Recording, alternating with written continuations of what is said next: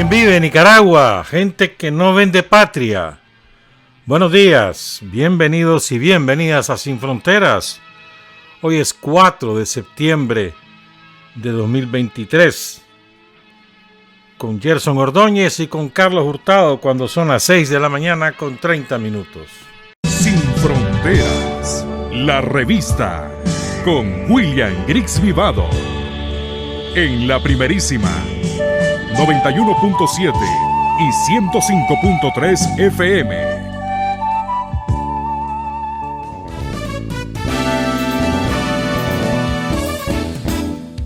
Sin fronteras para decir la verdad. Sin fronteras, trabajar, avanzar, combatir, vencer. Sin fronteras.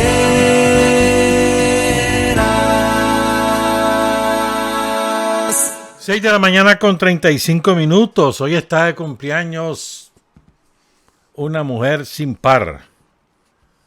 Doris Tijerino Haslam, la comandante Doris. ¿Cuántos no se dice eso? No se dice. Pero qué guapa que se conserva, era Doris. Qué elegante. Qué lúcida además. Con los recuerdos intactos. Y muy agradable siempre conversar con la comandante Doris Tijerino. Otros 20 años más, comandante. Que siga feliz con sus hijos, con sus nietos, con sus bisnietos, con sus tataranietos. Ahí me va a regañar hoy. Felicidades, comandante. Ayer recibimos una noticia que todavía hoy no salimos de ello. Porque nos escribió temprano, bueno, a media mañana, algo así. Alejandro Blandino Vallecillo. Y me dice, y me manda una imagen. Mira, ve, yo casi me da un infarto. Su papá acababa de fallecer. El compañero Alejandro José Blandino Zapata. ¿Por qué me impactó tanto, hombre? Porque yo no lo conocí personalmente, ni tampoco conozco al hijo, sino que hemos tenido contacto de otra naturaleza, pues político y en cosas así, pues. Pero bueno, entonces, pero Alejandro, el padre, se le veía entero. Claro, con sus dolencias, obviamente, pues. Este es un héroe de la guerra viviente, era un héroe viviente de la guerra. Chavalo se fue voluntario, ya hemos contado esta historia hace un tiempo. Chavalo se fue voluntario al servicio militar, ya tenía 2 hijos. Y en el 86, en el 85 se fue él. Ya tenía como año y medio de estar en el servicio, cuando venía ahí por Fantasma, en un camión, una caravana pues de combatientes del BLI Ramón Raudales, y les explotó una mina. Entonces una de las esquirlas o de la metralla pues de la mina le partió la columna vertebral en 3. Ahí tenemos una foto recién llegado al hospital donde está con una tabla, bueno, la atención de la época. Al menos pudo sentarse y poder usar una silla de ruedas. Y ese hombre resistió estos 37 años. Leal al frente, nunca amargado. Sí, pues con sus dolencias, seguramente con arranques de mal humor, como cualquiera en semejante condición. Es decir, está hablando que él tenía cuando ocurrió esto, como 18 años, ¿no? A ver, murió a los 62. Y esto fue en el 86. ¿No? O sea que tenía 16 años. 62 al 86. Como 24 años. Y desde entonces, en silla de ruedas. Y ese hombre jamás se doblegó. Qué lealtad de hombre. Qué convicciones. ¿Ah? Ejemplar. Y a su lado Miriam Vallecillo. Esa mujer también es tan heroína como él porque lo cuidó todos estos años. ¿No? O sea, porque eso requiere cuidado. Sobre todo en los primeros años. Dedicación completa. Y Miriam Vallecillo ahí estuvo a su lado. Que fue, por cierto, ya fue lanzadora de la selección nacional de softball femenino en los años 80. Su hija, que se llama Miriam también, es ahora seleccionada nacional de voleibol. Y su hijo Alejandro Blandino Vallecillo tiene una serigrafía, así que una manera de rendirle honor a don Alejandro es ayudando al negocio del hijo, pues. Y Alejandro al menos pudo gozar que ellos gestionaron pues con la alcaldía y con la oficina de Fidel y lograron que les asignaran una de las casas, pagándolas por supuesto, y ahí la están pagando. Por lo menos él pudo gozar eso, pues. ¿Verdad? Y queremos enviar las condolencias a Miriam Vallecillo, su viuda, a sus hijos, Miriam Blandino Vallecillo y Alejandro Blandino Vallecillo. Hoy serán sus funerales, van al cementerio general aquí en Monseñor Lescano. El cortejo sale de la funeraria El Alba, donde ha sido la vela, desde ayer a las 4 de la tarde. Solo quiero leer esto que decía Roger Sobalbarro, que anduvo con él en el PLI. Tuve el honor de estar a la par de nuestro héroe de la paz. Estuvimos en el mismo batallón luchando contra la agresión imperialista y sus secuaces contrarrevolucionarios. Compartimos la misma responsabilidad en comunicaciones, aunque después nuestro héroe se desempeñó como financiero del BRI Ramón Raudales hasta que cae herido. Yo iba en otro camión delante del que viajaba él, pero el destino es así. Alejandro queda con lesiones de por vida que lo dejaron lisiado por una guerra que se nos impuso, y esto quiero resaltar, esto sobre todo he querido leer este mensaje de Roger por lo siguiente. Por una guerra que se nos impuso, queríamos estudiar, queríamos divertirnos, teníamos tantos deseos de superarnos en la vida, pero la prioridad era defender la patria y garantizar a nuestra descendencia en la vida, y garantizar a nuestra descendencia y a las nuevas generaciones un mejor futuro, y lo logramos. Nuestro hermano Alejandro José Blandino Zapata pagó un alto costo por defender a la patria y sus ideales. Es de los héroes y guerreros que jamás renunciaron a sus ideales, aún en las condiciones más difíciles de salud que vivió en estos 37 años. Jamás se rindió, jamás se vendió, jamás dejó sus principios y los de los héroes y mártires.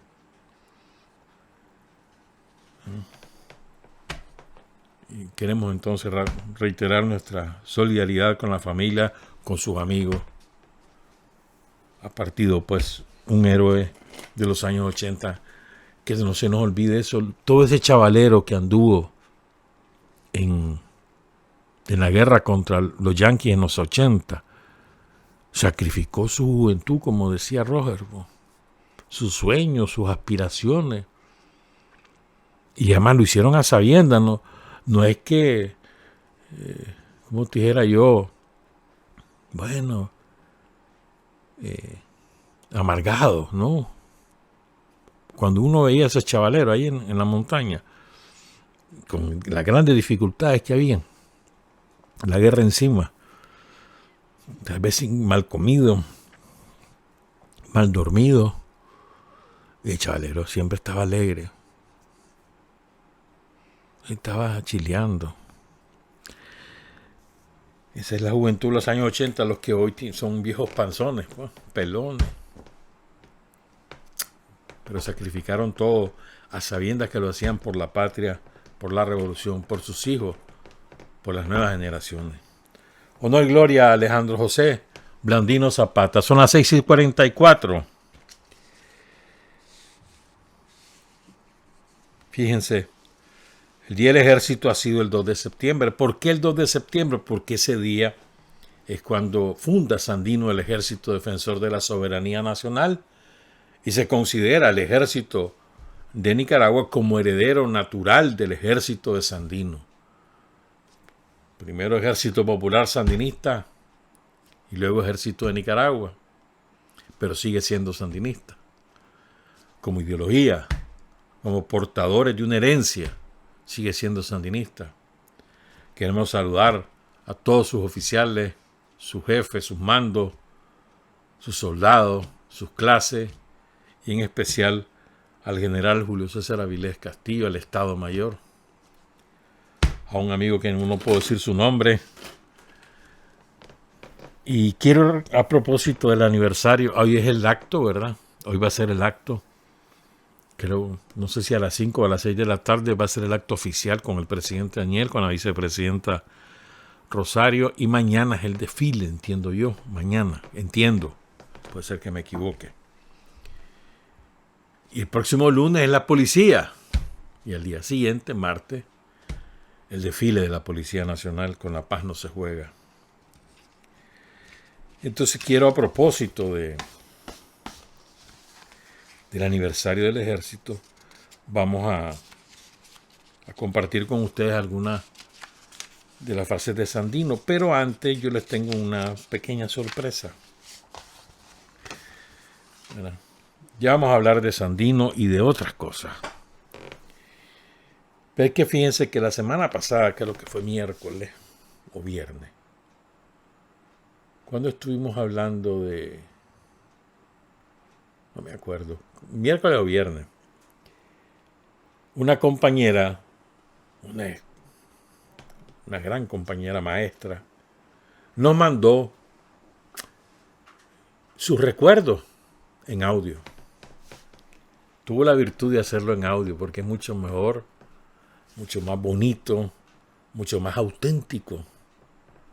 Un testimonio semejante como el que ustedes van a escuchar en su propia voz, que lo lea uno, que nunca es lo mismo porque uno no lo vivió.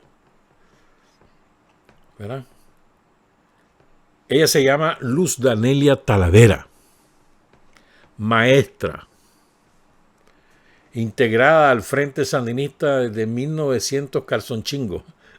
Mentira, como desde 1963, sí, más o menos. Tuvo una gran amistad con Silvio Mayorga. Era correo del Frente Sandinista. Cumplió muchas misiones encomendadas por los dirigentes de la época, entre otros Carlos Fonseca.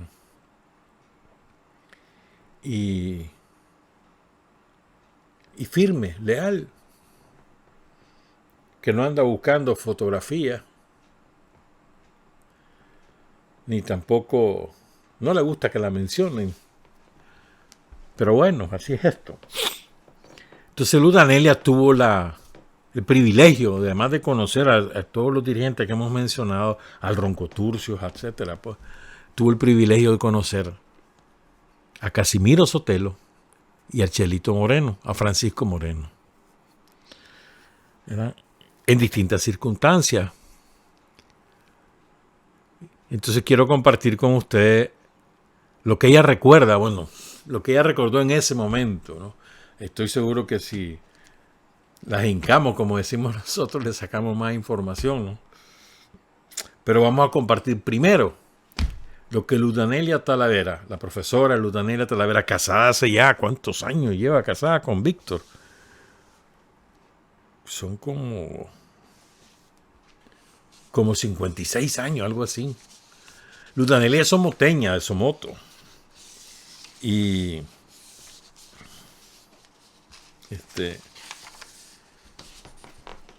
y casada con Víctor, imagínate, hace 56, sí, creo que son 56. O sea, eso fue en el 66 que se casó, imagínate. ¿Ah? Y con una familia muy unida alrededor de ella, alrededor de Víctor. Víctor ya está plenamente restablecido después de unos accidentes caseros. El profesor Víctor García Corrales, maestro también. Saludo al profesor Víctor García. Entonces vamos a escuchar este testimonio de Luz Danelia sobre el Chelito Moreno primero. Escuchemos. Yo pienso que el Chelito Moreno era de los menores que participó en Pancasán. Entre las tareas que me asignaron a mí fue llevar y matricular en los institutos al Cuervito, que no recuerdo exactamente dónde, pero al Chelito sí, porque fue al Instituto Eliseo Picado de Matagalpa.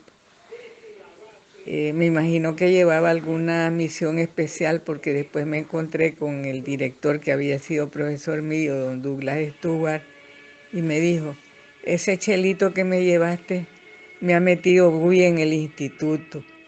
Entonces creo que sí que estuvo activo, me imagino, organizando a los estudiantes y todo, y de ahí ya mantuvo el contacto para irse a Pancasán, pero debe haber sido de los menores que participó en esa jornada. Imagínate, no se quedaba quieto, Chico Moreno. Lo ponen en la escuela y él se pone ya, mano, activo a organizar el cipoterío. Douglas Stuart, que ya falleció hace algunos años, ¿verdad? Después fue profesor de la universidad, de la UNAM Managua, de lo que hoy es UNAM Managua. Pues. Y ahora escuchemos el testimonio, que este es un poco más extenso y cuenta cosas que yo estoy seguro que la inmensa mayoría de nosotros no las conoce. Porque es desde el punto de vista más íntimo, más familiar de Casimiro Sotelo. A propósito de la Universidad Casimiro Sotelo y quienes ahí están ahora para que escuchen. Ve, de verdad, se me había olvidado decir esto. ¿Sabés quién estudió en la Casimiro Sotelo en los años 60? Como en el 63 por ahí, 62. Fernando Gordillo. Estudió Derecho ahí. Y tuvo que retirar por la enfermedad que sufría. Ojalá que la Facultad de Derecho, el edificio de la Facultad de Derecho, lleve el nombre de Fernando Gordillo, digo yo, pues. Entonces ahora escuchemos a Luz Danelia Talavera, la profesora Luz Danelia Talavera, que nos brinda el testimonio sobre Casimiro Sotelo y su familia. También me estaba recordando mucho de Casimiro. Casimiro fue un hijo muy, muy deseado. Querían un varón la familia, y primero nacieron 3 mujeres: Ana, la Chilo y la Casimirita. Yo creo que la Casimirita ya con la idea de que ya no iba a llegar el varón, de manera que cuando nació Casimiro fue una locura de esa familia, y tanto los papás como las hermanas lo mimaron mucho. El muchacho de un estatus económico bueno, creo que estudió en el pedagógico. Incluso se comentaba pues que con esa espera tan deseada, Casimiro tuvo todo lo mejor que se quería para él, y que en una ocasión de los famosos hípicos, Casimiro llevaba el mejor caballo, mejor que el de los Somoza, y como que eso despertó cierto malestar en ellos, al extremo que al papá de Casimiro le confiscaron una casa donde fue la biblioteca. Eso se comentaba, ¿verdad? Yo fui el enlace con su mamá, con doña Amarillita, que era una persona muy, muy linda y muy sentimental. Y poco antes de lo de Monseñor Lescano, Casimiro había ido a una actividad afuera, no recuerdo exactamente cuál, pero tengo la impresión de que no tenía mucho tiempo de haber regresado. La hermana mayor de Casimiro era casada con Pablo Zamora, que era de la seguridad, y como que le andaban siguiendo los pasos y le dijo, pues me lo comentó doña Marita, que le había dicho, mire, ¿yo qué hago? Casimiro anda en esto y esto, y se me tocara a mí capturar lo que voy a hacer. Y que ella le había contestado, haga lo que tiene que hacer. Porque ellos vivían cerca, la casa de Pablo y la de los papás de Casimiro eran próximas en todo este lado donde ahora es la universidad. Esos eran unos terrenos que solo se comentaba que ahí iba a ser la universidad. Después no sé a quién se la dejaron y pues cuando ya el triunfo de la revolución. Pero cuando asesinaron a Casimiro, ellos vivían allí. Yo fui a la vela, recuerdo. Al Casimiro lo acribillaron y la señora pegaba unos gritos despavoridos. Decía, hijito, porque a mí no me tiraron la mitad de esos balazos. Quien lo había ido a reclamar fue la Casimirita y comentó que todavía el cadáver estaba caliente y muy lleno de tierra, como que lo habían llevado allá a la Cuesta del Plomo. Bueno, son leyendas tristes, ¿verdad? Casimiro participó, y eso creo que lo sensibilizó bastante, en una investigación sobre cómo vivían los mineros en la región del Caribe. Creo que en una ocasión se comentó eso por parte de Fernando, porque él tenía una relación bastante cercana con Fernando Gordillo. Así es, él hizo esa investigación con un grupo de compañeros que se trasladaron varios meses allá a las minas a hacer un estudio, porque él estudia sociología. Solo imaginen el dolor de esa madre, ¿no? Ay, hijito, ¿por qué no me metieron esos balazos a mí?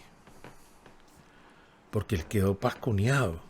Pues, o sea, se ensañó Somoza en Casimiro, que era un dirigente muy conocido, un dirigente estudiantil muy conocido, por su elocuencia, por su oratoria y porque había sido expulsado de la UCA, precisamente por ser sandinista.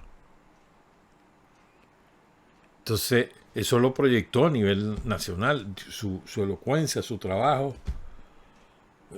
la vocería de los dirigentes estudiantiles, la denuncia de la dictadura. Todo eso lo fue proyectando en las radios de la época, que eran las que hacían opinión pública entonces. ¿Verdad? Y luego, cuando él cae el 4 de noviembre de 1966, pues. No, a ver, 66 creo que, o 67. Y entonces, esa anécdota, bueno, no sé si calificarlo anécdota, ese pasaje que relata la profesora Talavera sobre lo que ocurrió pues, en ese desfile hípico. Recuerden, la familia Casimiro era una familia acomodada. No era millonaria, pero una familia acomodada. Por eso podían pagar los estudios de Casimiro en la UCA, pues, que era una universidad privada la más cara de la época. Perdón. Y entonces el señor pone su mejor caballo, y resultó ser el mejor caballo que el de Somoza. Solo pongan cuidado en eso. Lo que contó ahorita la profesora Luz Danelia. Entonces, como el caballo era mejor que el de Somoza, Somoza se arrechó. Le mandó a quitar el caballo y le quitó hasta una propiedad. Porque simplemente el caballo era mejor que el suyo. O sea, imagínense ustedes. En fin. Casimiro Sotelo, héroe nacional también. Chavalito, cuando murió. Ya era dirigente del Frente Sandinista cuando cae con Edmundo Pérez y los otros compañeros allí, Monseñor Lescano. Honor y gloria a Casimiro Sotelo, y a Francisco el Chelito Moreno. Vamos a hacer una pausa, regresamos con Sandino. Son las 6 de la mañana, las 7 de la mañana en punto. Hay hombres que luchan un día y son buenos. Hay hombres que luchan un año y son mejores. Pero hay hombres que luchan toda la vida. Esos son los imprescindibles. 7 de la mañana con 4 minutos, 4 de noviembre de 1967 es que cae Casimiro con Edmundo Pérez, con Roberto Amaya y con Hugo Medina, que era la pelota de Chavalo, donde estaba Daniel, estaba Jacinto Suárez, estaba El Cuervo, Lenín, creo que Leopoldo también, Leopoldo Rivas, aparte de toda esa pelota que había ahí entre Monseñor Lescano, San Antonio y barrios aledaños, pues. Y a Jacinto Suárez le toca, o sea, que lo habían torturado bestialmente a Jacinto ahí en la cárcel somocista, lo tenían preso desde hacía varios meses. Mira qué clase de tortura la que le infligen a Jacinto. Lo llevan a la morgue a que reconozca a sus amigos. Y ahí los vio despedazados. Y Jacinto, estamos hablando que era un chavalo también. ¿Qué tendría Jacinto? 20 años. Y si Casimiro lo matan a los 24 años. Y no crean que fue combate. Llegaron y los asesinaron. Los capturaron vivos y los asesinaron. No, ¿cuál combate? Los capturaron vivos y los fueron a matar. A Casimiro, como decía Luta Negra, lo fueron a tirar probablemente a la Cuesta del Plomo. Probablemente. ¿Ya? Entonces, imagino lo que sufrieron esos 4 chavalos. Casimiro, Edmundo Pérez, Hugo Medina y Roberto Amaya. 4 de noviembre de 1967 ya estaba preso. No, cae preso poco después, cae preso Daniel. Daniel se salva de que lo maten porque él, creo, no me acuerdo bien cómo fue, que sí que no llegó a tiempo o tuvo que ir a otra cosa, pero él se salva. Pocos días después cae preso. Y a Daniel le hacen chanchada y media también. Ahí tiene la cicatriz en la frente todavía, Daniel, del culatazo. ¿Cómo sería las torturas que le dieron a Daniel, que lo presentaron como 3 meses después de estar preso, para que ya no se le vieran en el rostro los resultados de las torturas y de la golpiza? ¿Cómo sería? Bueno, muchas gracias a la profesora Ludanelia Talavera. También quería aclarar, tiene razón, el otro día me escribió el profesor y quiero rectificar, cometí una burrada 2 veces o 3 veces, lo dije esa burrada, diciendo que René Chique era médico y no, era abogado. Gracias a Atrúbal, don Atrúbal Ibarra nos aclaró, y es verdad. Incluso me acordé de una historia que me contó alguien por ahí hace muchos años, muchísimos años, que a René Chique era picado. Y eso que era abogado, fue juez varias veces, incluso magistrado, creo. Después lo mandaron, estuvo de embajador, creo, en Washington, en la OEA, fue canciller, fue ministro de Educación de Luis Somoza. Pero era picado de lo que caía en las calles ahí.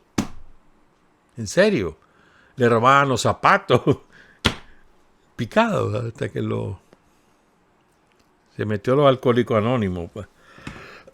Pero bueno, esa es una de las razones por las cuales Somoza de Baile lo eligió como títere, porque él era un alcohólico recuperado, pero un alcohólico siempre es alcohólico. Y tenía muy disminuida ya su facultad, entonces era fácil manejarlo y por eso se muere temprano. Murió en el cargo a los 56, por ahí 57 años.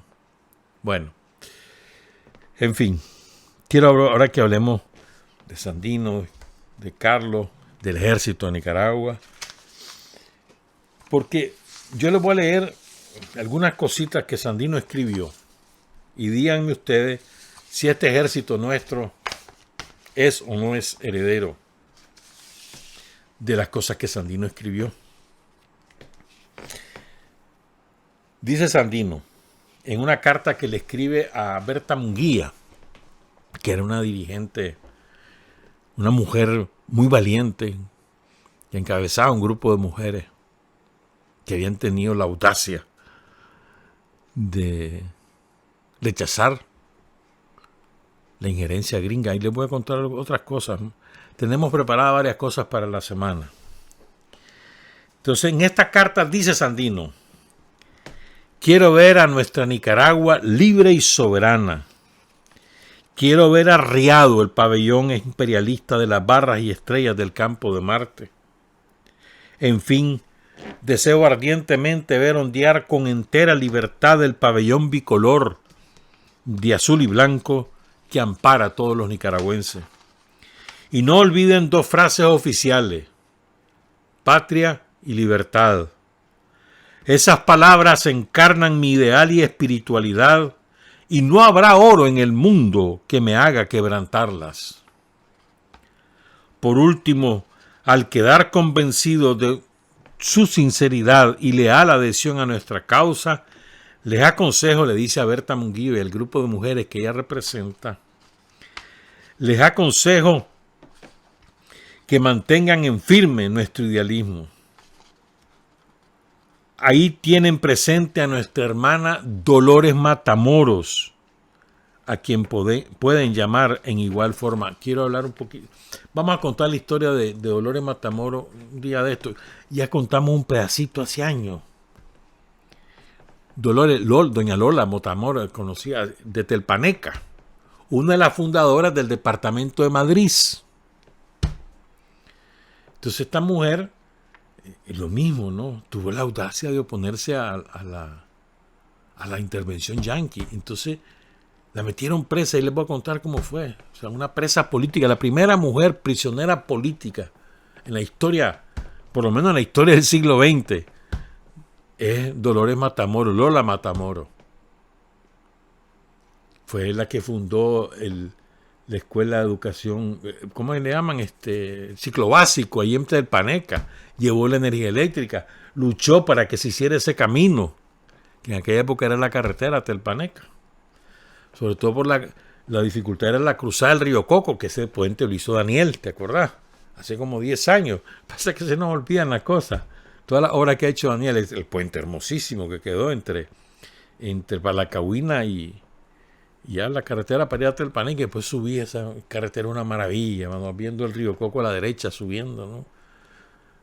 Después de Telpaneca, San Juan de Río Coco. Pero bueno, entonces Dolores era una de las grandes personalidades de Telpaneca, en el departamento de Madrid. Sigo pues. Sean ustedes las heroínas de mi vanguardia, le dice Sandino, que así como Francia tuvo su Juana de Arco, Nicaragua también tendrá la gloria de que la historia ostente en sus páginas el nombre de ustedes. Pongan el ejemplo a la juventud nicaragüense, inyecten su patriotismo y entusiasmo a los abyectos y esclavistas. No desmayen. Adelante, siempre adelante. Adelante, siempre. Siempre me acuerdo de Rosario cuando leo esto, porque ella dice, adelante, siempre adelante. De ahí viene. Vencer o morir es el lema de los defensores de la soberanía nacional. Fíjense bien. Nada de temores ni reflexiones. Si sucumbimos en la lucha por nuestra libertad, nuestros cuerpos caerán de cara al sol. Y me acuerdo de Camilo Zapata, ¿te acordás? La canción de Cara al Sol. Y nuestra sangre mártir vivificará el corazón de los verdaderos patriotas nicaragüenses que sigan nuestro ejemplo. Acepten en estas frases el cariño de su hermano, que en ella va envuelta la dignidad de nuestra queridísima patria, comunicándolo a la vez a nuestros hermanos los artesanos. Vamos a intersacar frases de aquí, ¿verdad? Quiero ver a nuestra Nicaragua libre y soberana. Arriado el pabellón imperialista de barras y estrellas. Ondear con entera libertad el pabellón bicolor azul y blanco que ampara a todos los nicaragüenses. Sandino, ¿eh? Y no olviden dos frases oficiales: patria y libertad. Estas palabras encarnan mi ideal y espiritualidad.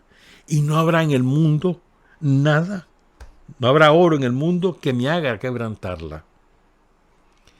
Entonces, vos ves, a ver, ejército de Nicaragua. Totalmente. No solo la esencia, todo lo que ahí dice, ese es el ejército de Nicaragua. No habrá oro en el mundo que me haga quebrantar mi ideal y mi espiritual, sintetizado en patria y libertad.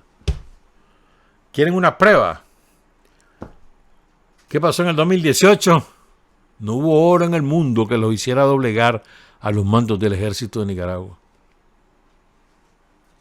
¿Qué pasó en los años 80?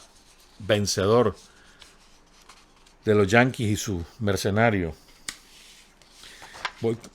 Voy con otra carta. Ahorita que estaba acordándome de Dolores Matamoros, porque fíjense, siempre hemos dicho esto. O sea, en la guerra, no solamente los soldados que empuñan el fusil y los jefes, sean guerrilleros o sean soldados profesionales o oficiales profesionales, no solo de ellos depende la victoria o son artífices de la victoria, sino también todo lo que está a su alrededor. Por eso Daniel siempre dice en los actos, siempre saluda a las familias de los oficiales y los soldados, porque si el entorno inmediato del oficial o del soldado no lo respalda, difícilmente ese oficial o soldado va a rendir. Es muy importante. Y entonces, y hubo mujeres que además en el ejército de Sandino fueron guerrilleras, fueron como la generala María Altamirano. Generala, al final fue generala. Primero capitán, después fue coronela, y al final fue general, la generala María Altamirano. ¿Qué más querés? Valiente. Me acuerdo de aquella enfermera, no me acuerdo ahorita el nombre. Me voy a acordar. Que se metió al ejército de Sandino con el único objetivo de vengar la muerte de su padre y sus dos hermanos. Aprendió a ser francotiradora, era enfermera. Se vino, estaba estudiando en Estados Unidos y se vino a eso se vino, porque le quemaron en la hacienda, le mataron al papi y a los dos hermanos. Entonces se vino, aprendió, se metió al campamento de Sandino, aprendió a disparar, sobre todo a ser francotiradora y se apió a 3 gringos. Eso es auténtico, eso está contado por José Román en Maldito País.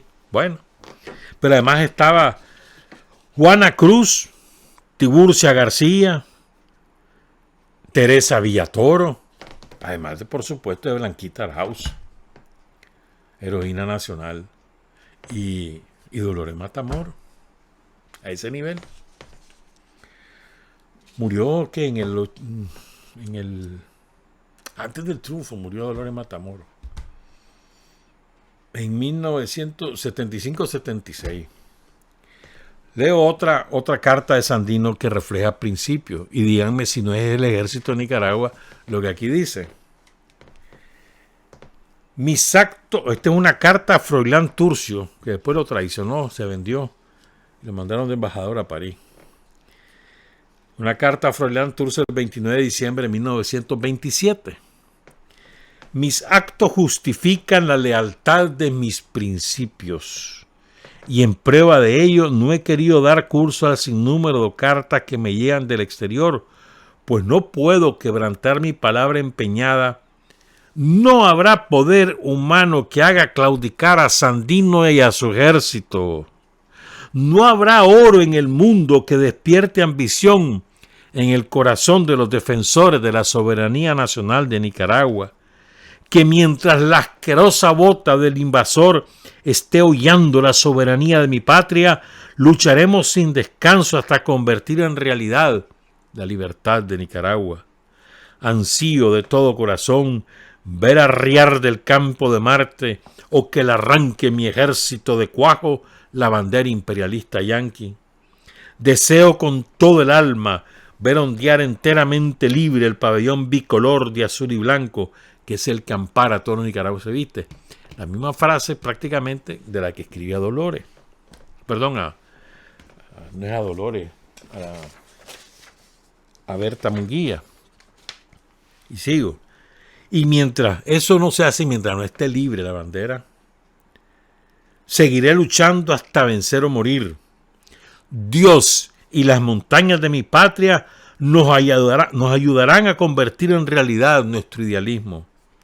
En estos momentos, dice Sandino, precisamente estoy nuevamente con un poderoso enemigo al frente, compuesto de traidores. Cualquier parecido con la actualidad no es coincidencia, fíjense. 1927, hoy, dice Sandino, en este momento estoy nuevamente con un poderoso enemigo al frente, compuesto de traidores, mercenarios e invasores, apoyado como siempre de cobardes aviadores. Tengo la firme convicción que al enemigo, al desarrollar su plan de combate, mi ejército lo hará morder el lodo, pues tengo la seguridad que debe ser el combate más sangriento que Nicaragua y Centroamérica jamás hayan presenciado. Pero el honor de mi patria y de la raza está por sobre todas las ambiciones de los bucaneros y patricidas. Voy a repetir esta frase. El honor de mi patria y de la raza están por sobre todas las ambiciones de los bucaneros y patricidas. Fíjate que para mí es mucho más elocuente, tiene más mensaje, o sea, no sé cómo decirlo, es mucho mejor la palabra patricida, que es homicida de la patria, que vende patria. Creo que es patricida, y es un término que usa Sandino con mucha frecuencia. Tengamos fe, dice Sandino, Dios nos protege, porque hasta la fecha mi ejército jamás ha sufrido una derrota. Así sosténgalo usted ante el mundo civilizado. ¿Estamos claros? ¿Cuándo el ejército de Nicaragua ha sido derrotado? A ver. ¿Cuándo? Claro, ha habido batallas donde los mercenarios nos mataban muchachos, en los años 80, batallas. Pero la guerra, ¿quién la ganó? ¿Y quién se ha mantenido leal a la patria? A la revolución, al pueblo de Nicaragua. No es eso tener calidad de invicto. La lealtad, la consecuencia a lo largo de toda tu vida es una victoria. Calidad de invicto del ejército de Nicaragua. Y sigo con la última cita, ¿verdad? Esta es una carta también a Froilán Torcio. Todo esto son consecutivas en la misma fecha, es decir, y las escogí porque es el principio de la lucha. 26 de diciembre, 29 de diciembre, y este es del 4 de enero, del 27, y este es el 4 de enero del 28. También a Froilán Torcio. Dice Sandino, en los momentos en que el cinismo norteamericano, cubierto con la máscara de la hipocresía, otra vez, yo creo que eso es solamente entonces, siempre, comparece ante los representantes de las naciones indohispanas en la conferencia de Cuba. La conferencia de Cuba, a ver qué fue eso, el antecedente de la OEA, ya lo hemos contado aquí en otras oportunidades. Esa fue la 6ª conferencia panamericana que se hizo en Cuba, duró como una semana. En aquella época se viajaba en barcos, no había aviones. Entonces, era una odisea, por ejemplo, que llegaban de Argentina, imagínate, de Argentina hasta Cuba, o desde Chile. Tenían que pasar por el canal o irse por Cabo de Horno, imagínate. Eran semanas viajando para llegar, en este caso a Cuba, o para llegar a cualquier otro destino, ¿no? Entonces, esta reunión fue entre el 16 y el 20 de enero, perdón, entre el 16 de enero y el 20 de febrero. ¿Verdad? Y ya estaba, estamos hablando del 28, ¿verdad? Ya estaba Moncada, ya le habían regalado la presidencia. Entonces mandó a Cuba de delegado suyo. No, las elecciones fueron en el 28, a ver, 29, 30, 31, 32, sí. Las elecciones fueron en el 28, entonces estaba todavía, bueno, el caso es que sí, estaban los conservadores, estaba el traidor Adolfo Díaz todavía, entonces mandó a Carlos Cuadra, de canciller, que era canciller, lo mandó a Cuba, y ese era un tipo de lo más arrastrado, un reptil. Vos lees la memoria de Carlos Cuadra y los entrevistas, que un besito más asqueroso, nauseabundo, pro yanqui total, respiraba como los yanquis. Y ese fue el que mandaron, ese tipo, dice por ejemplo, dice que agradecía la presencia de los marinos en Estados Unidos, en Nicaragua, que agradecía, incluso creo que lo llega a calificar, no sé si a Dalí de algo así, de la paz, ¿verdad? Algo así, ¿verdad? Y porque andan procurando la paz y la estabilidad de su patria, ¿verdad? ¿Cómo es que dijo el baboso ese? Que ha sido asolada por una guerra civil, que no sé cuánto, que no sé qué. Agradeciendo la intervención yanqui en Nicaragua. Eso llegó a decir a Cuba. Bueno, entonces dije Sandino, en el momento que el cinismo norteamericano cubierto con la máscara de la hipocresía comparece ahí en Cuba, el despecho de los yanquis por la vergonzosa derrota que les causaron las fuerzas libertadoras ha dejado sin hogar a millares de nicaragüenses. Quiero contarles esto. Lo dice Sandino, ¿eh? Solo por el hecho que son nativos de Nueva Segovia. El pueblo de Quilalí, incendiado por los conquistadores, tiene 3 días de estar ardiendo. Estamos hablando que esto fue el 4 de enero del 28, y llevaba 3 días ardiendo el pueblo. Una a una las casas de dicha población han ido quedando reducidas a cenizas.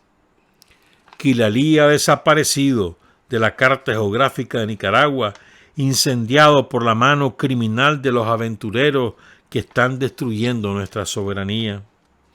El ejército autonomista siempre antepone los intereses de sus connacionales, aun cuando procediendo sin escrúpulos estuviera en nuestras manos la total destrucción del enemigo extranjero.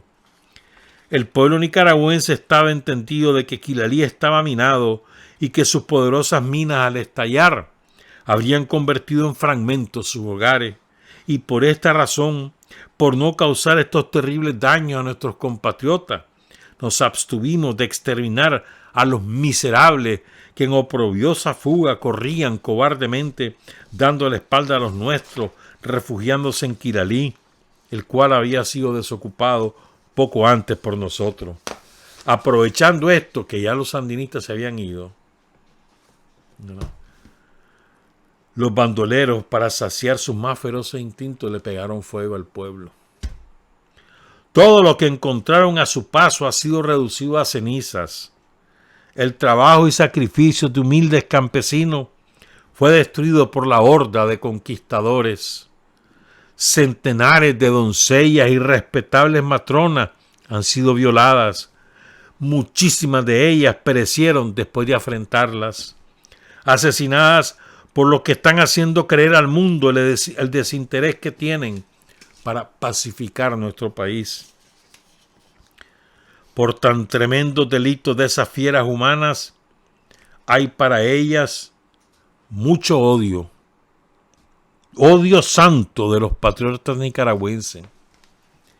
Las atrocidades de los yanquis, ¿verdad?, dice Sandino, causan odio, mucho odio, odio santo de los patriotas nicaragüenses. Linda frase, ¿verdad? El salvajismo yanqui no encontrará una palabra de misericordia. Mientras vida tenga Sandino y su ejército combatirá hasta arrojar a estos aventureros fuera de nuestro territorio. Quiero que una vez más haga usted saber al mundo, querido poeta, que mientras los invasores estén pisoteando la dignidad de mi patria, seré inflexible. No admitiré conferencias con los conquistadores y traidores. Patria y libertad es mi credo. La libertad la deseo absolutamente para mi patria y he de obtenerla aún a costa de mi sangre. Mi ejército está fortalecido por su fe en la causa de la justicia y en Dios, que nos ayudará a independizarnos del imperialismo yanqui. Mucha sangre anglosajona y muchos millones de dólares le costará a estos bandidos arrancar el brillante y venerado oriflama bicolor, emblema de los legítimos nicaragüenses que ondea orgullosamente en la altiva cumbre del Chipote. Esa es la cita. Por eso digo, el ejército de Nicaragua es digno heredero, continuador de Sandino, de sus principios, de su valentía, de su hidalguía, de su entereza. Gracias al ejército de Nicaragua por amparar la patria y ampararnos a nosotros también. Y felicidades a todos ellos. Pendientes del discurso del presidente Ortega, el discurso del general Avilés, de las palabras de Rosario, hoy por la tarde. Son las 7:29. Tengo dos opciones. O les cuento esto o les cuento esto. Sí. Vamos a ir con... Vamos a dejar esto que tengo aquí ya preparado. Tal vez leemos un par de cositas al final. Pero quiero compartir con ustedes esta... Es un corto escrito que hizo Tomás Borges en 1986. El diario Barricada de la época preparó una separata, le decíamos en aquel entonces, una edición especial dedicada al 10º aniversario de la caída en combate de Carlos Fonseca y al 25 aniversario de la fundación del Frente Sandinista. ¿Ya? Entonces le llamó a ese separata Carlos Fonseca ante sus verdugos. Es una separata buenísima, buenísima. Yo tengo el archivo digital, es buenísimo. Siempre recurro a él para leer cosas sobre Carlos. Tiene distintos aspectos. Víctor Tirado escribe una cosa muy bonita y la vamos a compartir un día de esto. Y hay otros que ya no tienen nada que ver con Carlos Fonseca que también escribieron ahí. Entonces dice Carlos, esto es bueno, ¿eh? Bueno. Perdón, dice Tomás Borges Martínez. No podemos hablar de Carlos Fonseca en abstracto. O sea, Carlos Fonseca, sí, ahí arriba, pues. A Carlos Fonseca lo podemos tocar, ¿saben cómo? Tocar el ejército. Carlos Fonseca. Sí. ¿Sabes cómo? Tocar todo lo que hacemos, las obras que hacemos. Carlos Fonseca. Tocar la Policía Nacional. Carlos Fonseca. Tocar el Frente. Carlos Fonseca. Tocar a Daniel. Heredero natural, continuador de Carlos Fonseca. Sí. O sea, Carlos Fonseca no está en abstracto, es muy concreto. Porque el triunfo de la revolución, Carlos Fonseca.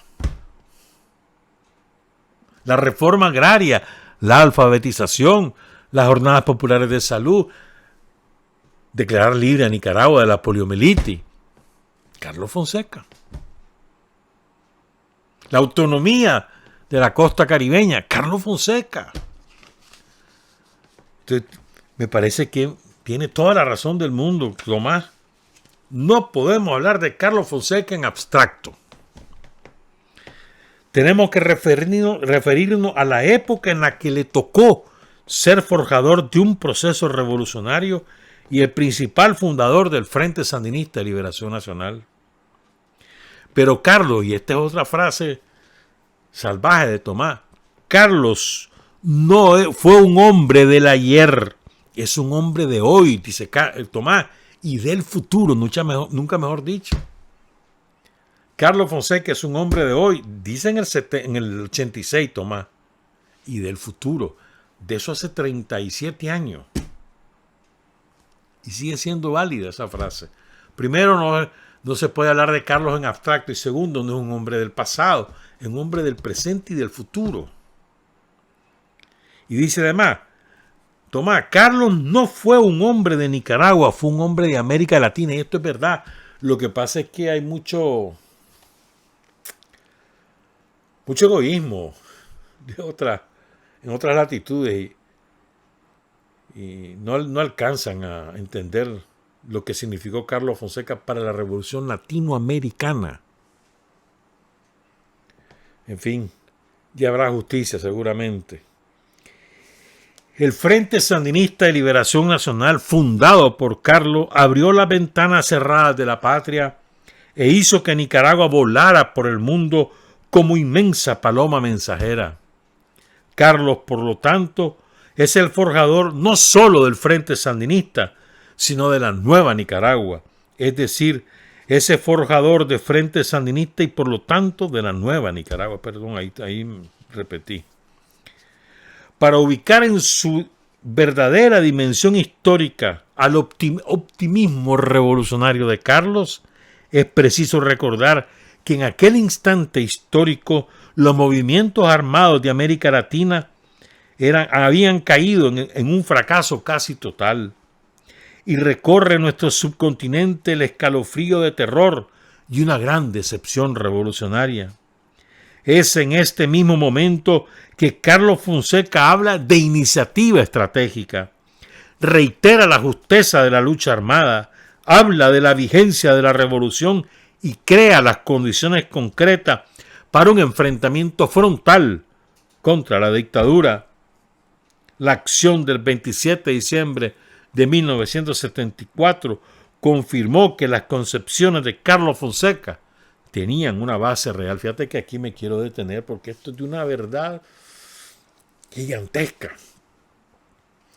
El frente nace en la cúspide del entusiasmo revolucionario que despierta en toda América la Revolución Cubana. Pero el frente se rehace después de las derrotas militares, en términos militares, de Bocay, Río Coco y Pancasán, se rehace y resurge cuando en ese momento, en el 67, la mayoría de las guerrillas de América Latina están en retirada o derrotada la Venezuela y otras derrotadas en México y otras que han intentado y no lograban levantar. Y Carlos Fonseca se empeña, ratifica la lucha armada como hemos leído en los días pasados, diseña junto con todos los dirigentes de la época, ¿no? Porque no es un mérito individual de Carlos, sino su gran virtud también es ser sintetizador de las ideas de todo ese colectivo. Y además propositivo.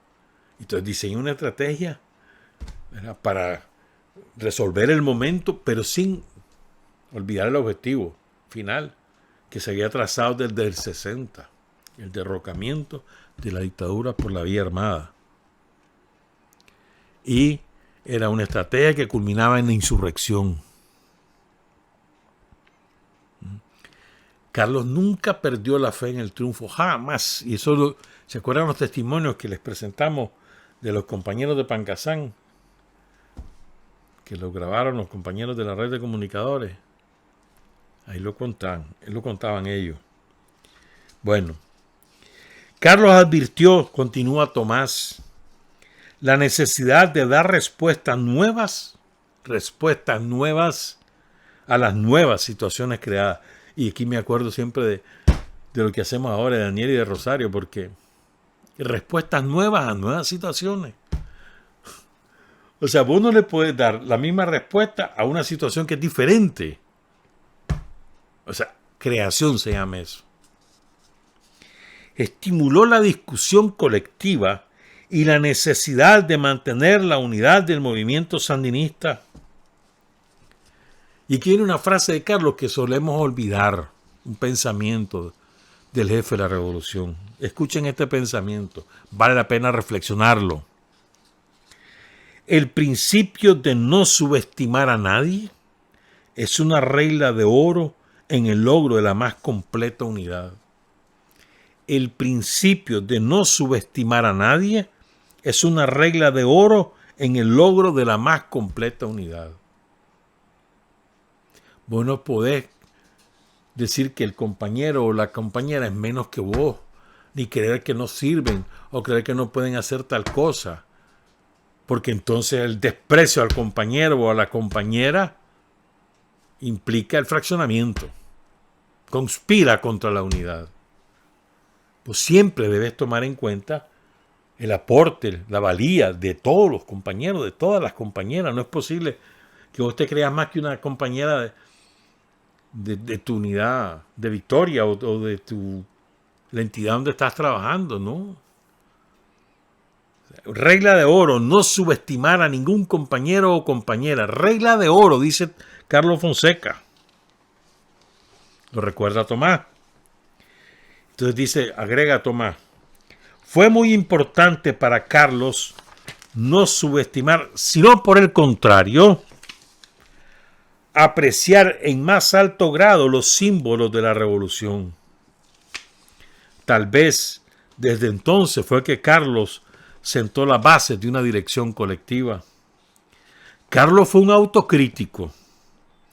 Analizó persistentemente nuestras diferencias y eso yo les he compartido con ustedes todo el análisis autocrítico que hace Carlos sobre Pancasán, siendo él el principal responsable del frente. Se refirió muchas veces al problema de los cuadros. Señaló en su momento cómo no habíamos superado la tendencia a convertirnos únicamente en una agrupación de conspiradores y la necesidad de formar a los cuadros para que rebasaran la frontera de la conspiración sin dejar de ser conspiradores en el terreno del trabajo de las masas. Trabajo que muchas veces, según nos señalaba Carlos exigentemente, tendíamos a subestimar. O sea, había una tendencia natural en los muchachos de la época que militaban en el frente a privilegiar lo militar, la conspiración armada, privilegiarla por encima del trabajo político de concientización en el pueblo. Y eso lo dice Carlos una y otra vez. Y al revés, hubo un momento, decía Carlos, entre el 60 y cuando la maniobra de René Chica, entre el 63 y el 66, que se abandonó la conspiración armada y se quedó solamente en el trabajo político. ¿Ya? Carlos detectaba,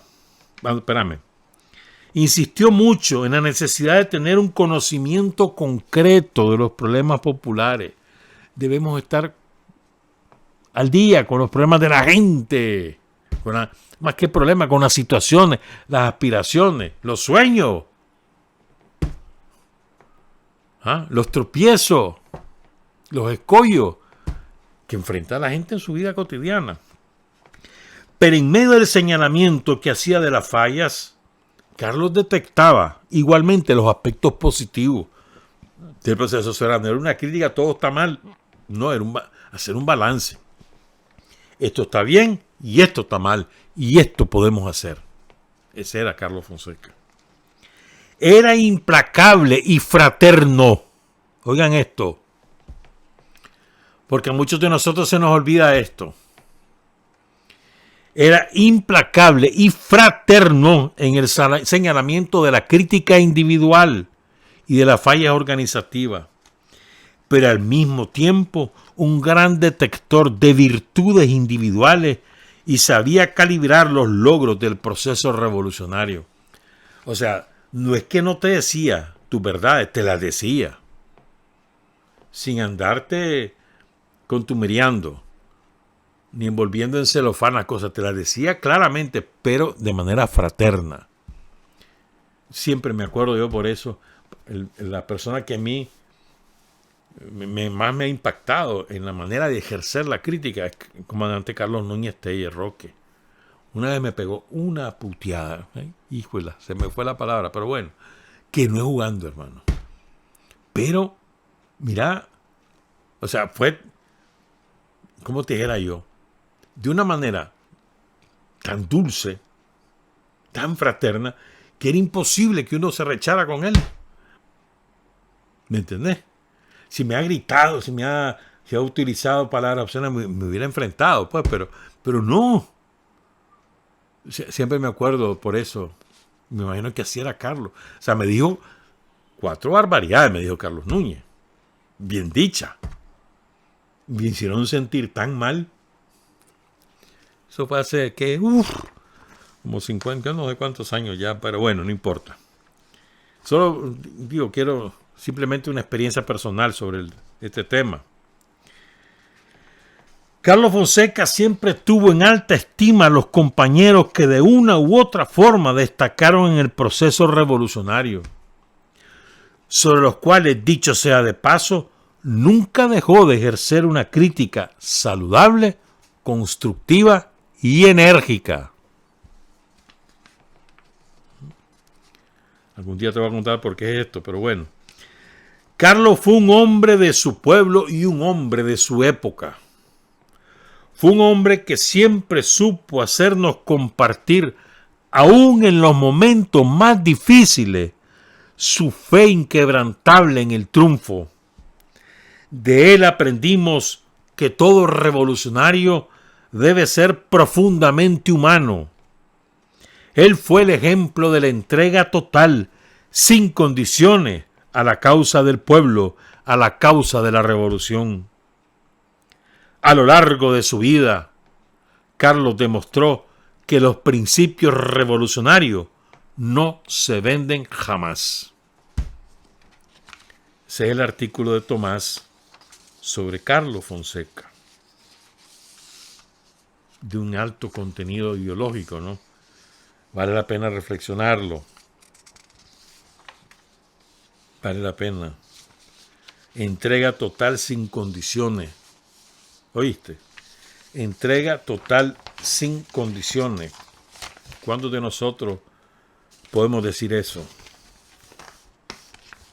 ¿Verdad? Son las 7:45, entonces voy a compartirles ahora esto. Fíjense, en la página que está en inglés, la mayor parte está en inglés, hay algunas cosas en español, pero la mayor parte es en inglés. Sandino Rebelión, que es del historiador Michael Schroeder, que ya es miembro de la Academia de Historia de Nicaragua, Geografía y Historia de Nicaragua. Este hombre ha hecho un trabajo formidable. Se metió al archivo de la Marina, al archivo del Congreso de Estados Unidos. Extrajo todo, no todo, pues, pero gran parte de los documentos que ya están en la biblioteca del Congreso y demás sobre la guerra de Sandino. Su página se llama Sandino Rebelión en inglés. ¿Verdad? Y entonces ahí hay, entre tantísimas, ahí hay fotos de todo lo que querrás, ¿viste?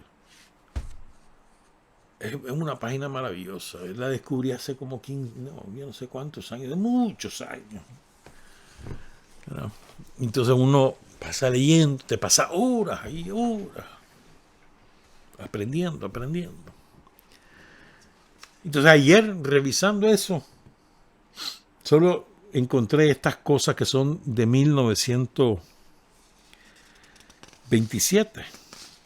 Perdón, de 1930, de agosto de 1930. Fíjense bien. Agosto de 1930. ¿Y saben qué? Son de la prensa mexicana. Y son parte de los informes que mandaba el agregado militar de la Embajada de Estados Unidos en México al Departamento de Estado. Entonces le mandaba, les copiaba todos los artículos que aparecían en la prensa mexicana sobre Sandino, mecanografiado, ¿viste? ¿Qué fotocopia si no existía? Mecanografiado. Y le mandaba los cables al Departamento de Estado. De ahí, eso está en el archivo del Departamento de Estado, y ahí lo sacó Schroeder, y es lo que vamos a leer. Todo estaba en inglés, y nosotros lo encontramos en inglés, pues. Pero esto es interesante. Fíjense que incluso, vean lo que es. Incluso ahí hay un reporte de ese agregado militar. Por ahí tengo el nombre, ¿qué se me hizo?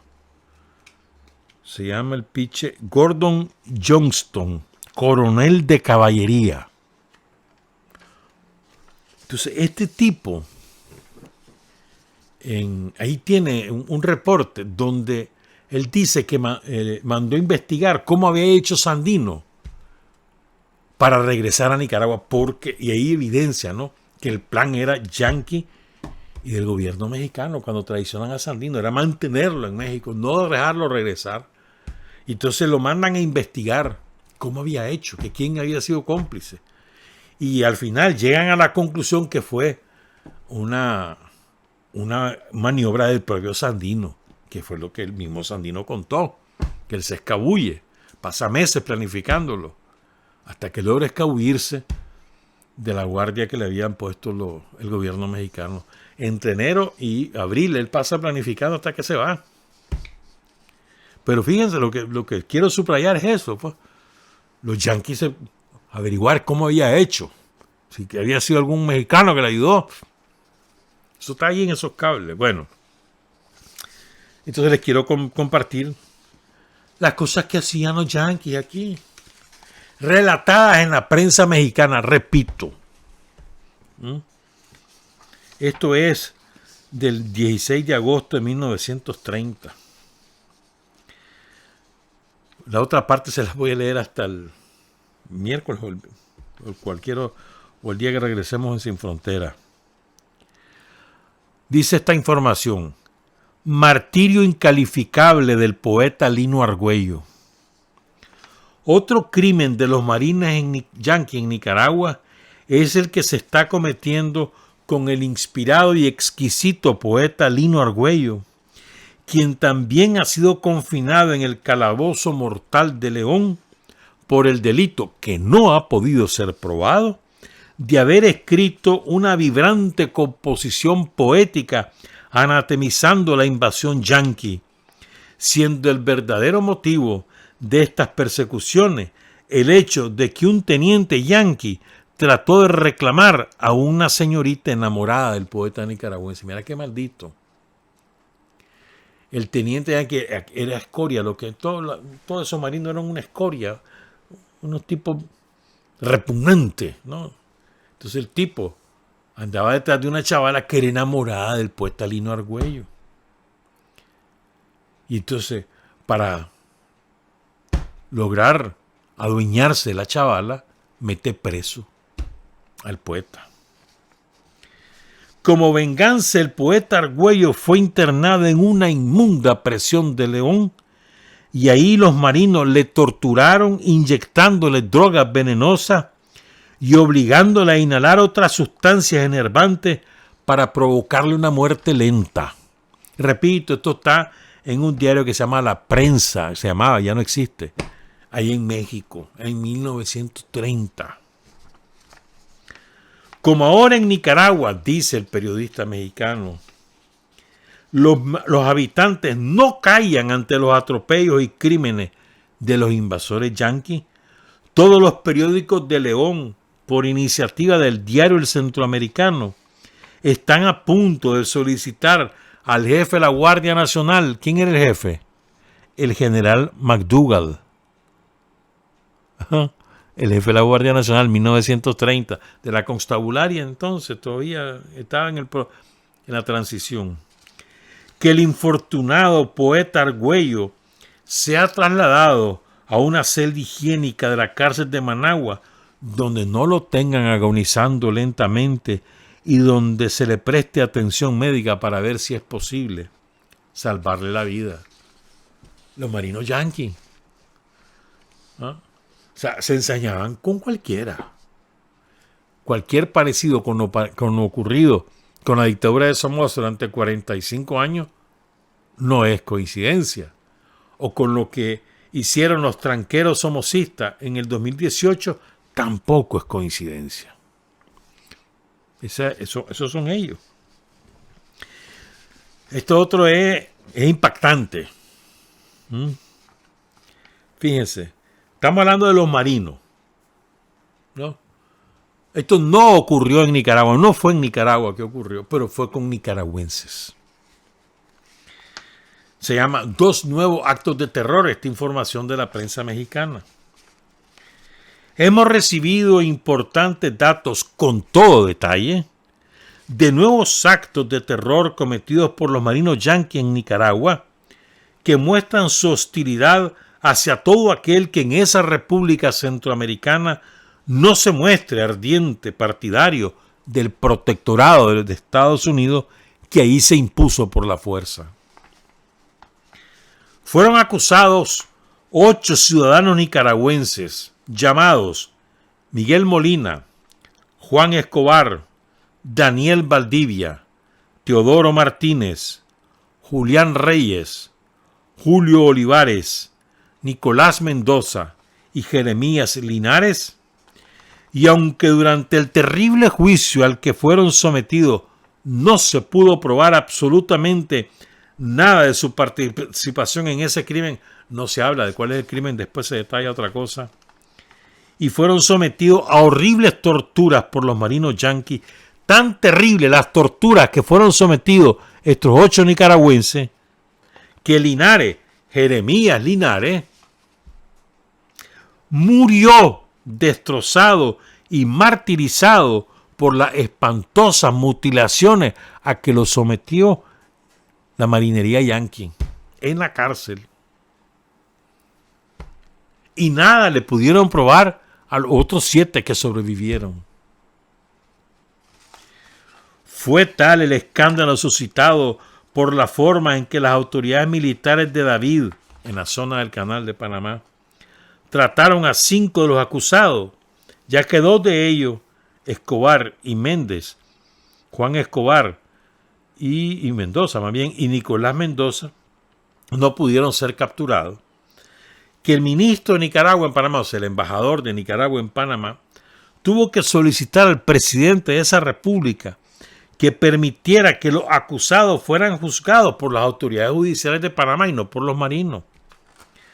Pues no se podía tolerar que esos inocentes volvieran a caer en manos de los verdugos. ¿Cuál fue el crimen oigan esto? Pero es que ¿cómo se llama esto? Revela, hermano. La rabia. ¿Qué fue lo que pasó? Supuestamente, dice la prensa mexicana.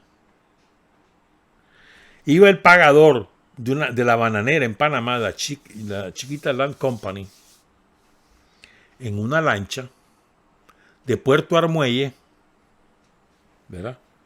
A La Esperanza, ahí en la provincia de Chiriquí. Ese es el Pacífico, si mal no recuerdo. ¿Verdad? Entonces los asaltaron. Asaltaron al pagador y le robaron toda la planilla y otro dinero.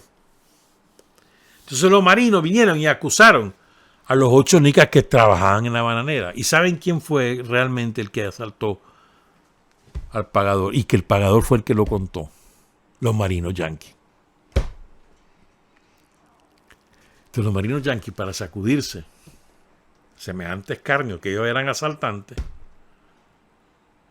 mandaron a echar preso a los 8 nicaragüenses.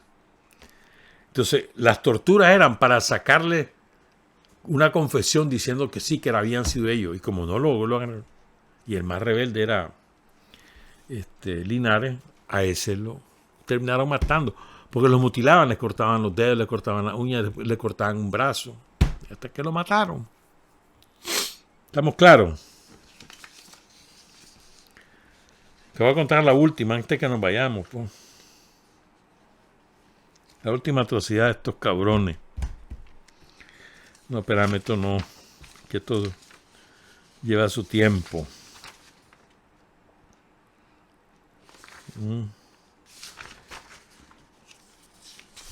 Bueno. Te voy a contar esta última. Este chiquito. Y que son las 7:57 y no le quiero robar mucho tiempo a Omar. ¿Vos sabías esto? Estoy seguro que vos no lo sabías. El embajador yanqui en Nicaragua, el maldito Hanna, que más, o sea, era de verdad que era atroz con los nicaragüenses. Las daba de muy inteligente, pero la mujer se las pegaba con Somoza, imagínate vos. Ni cuenta se dio. Y la mujer fue la que entotorotó a Hanna para que nombrara a Somoza jefe de la guardia. porque era su querido. Eso es cierto. El primero que lo reveló eso fue don Armando Amador, que en paz descanse. Bueno, entonces Tejana, ¿verdad?, cuando vio que no había manera, mano, de frenar las simpatías que Sandino iba ganando en todo el país, solo imagínate una cosa, pues, ¿sabes hasta dónde llegó Sandino? Hay algunos que creen que San Francisco el Libre fue lo más cerca que llegó. En aquella época se llamaba San Francisco el Carnicero. A Ticuantepe, allí, al Empalme de Veracruz. Ahí te voy a contar otro día, eso sí. Bueno, como no había manera de frenar las simpatías por Sandino, porque cada vez habían mayores, un clamor más elevado contra la intervención yanqui en Nicaragua, entonces el tipo inventa un castigo, un nuevo castigo. Y le dice a Moncada, mira, vamos a hacer esto. Y Moncada, por supuesto, que iba, si ese era de lo más servilio, ese era de lo más reptil, un tipo despreciable, Moncada. Y entonces adoptaron la decisión, ¿verdad?, que a los más insensatos, le decían en aquella época, a los más rebeldes, a los más partidarios de los bandidos de Sandino, Hanna dijo, y el capitán Johnson, que estaba en aquel momento de segundo, creo, de la contabularia, decidieron que iban a deportar a los nicaragüenses rebeldes y redentos. ¿Saben para dónde los iban a mandar? Yo no sé si al final lo aplicaron, no recuerdo. No recuerdo haber leído nada al respecto. Los iban a deportar a Alaska. Con el propósito que ahí jamás pudieran regresar. En aquella época ir a Alaska, más que era sumamente mucho más frío de lo que es ahora. Pero ir a Alaska era peor que la Siberia, de lo que después se conoció como Siberia. Y además, llegaban a Alaska, no creas que iban a una cárcel o que los iban a dejar ahí, que hicieran lo que quisieran, no. Los iban a mandar a Alaska para ser esclavos de los colonizadores de Alaska, de los yanquis. En aquella época Alaska era una tierra salvaje, se la habían comprado al Imperio Ruso. Se la compraron, creo que $3 millones fue que pagó. Ya ves, me gustaría saber, constatar que si hubo algunos nicaragüenses que fueron deportados como esclavos a Alaska. Nunca he leído nada al respecto, pero bueno. La belleza democrática que hacían en Nicaragua los marinos norteamericanos. Te cuento más miércoles y te cuento más el viernes. Trabajar, avanzar, combatir, vencer. Patria y libertad. Revolución es sentido del momento histórico. Es cambiar todo lo que debe ser cambiado. Es igualdad y libertad plenas. Es ser tratado y tratar a los demás como seres humanos. Es emanciparnos por nosotros mismos y con nuestros propios esfuerzos. Es desafiar poderosas fuerzas dominantes dentro y fuera del ámbito social y nacional. Es defender valores en los que se cree al precio de cualquier sacrificio. Es modestia, desinterés, altruismo, solidaridad y heroísmo. Es no mentir jamás ni violar principios éticos. Es convicción profunda de que no existe fuerza en el mundo capaz de aplastar la fuerza de la verdad y las ideas. Revolución es unidad, es independencia, es luchar por nuestro sueño de justicia para Cuba y para el mundo, que es la base de nuestro patriotismo nuestro socialismo y nuestro internacionalismo.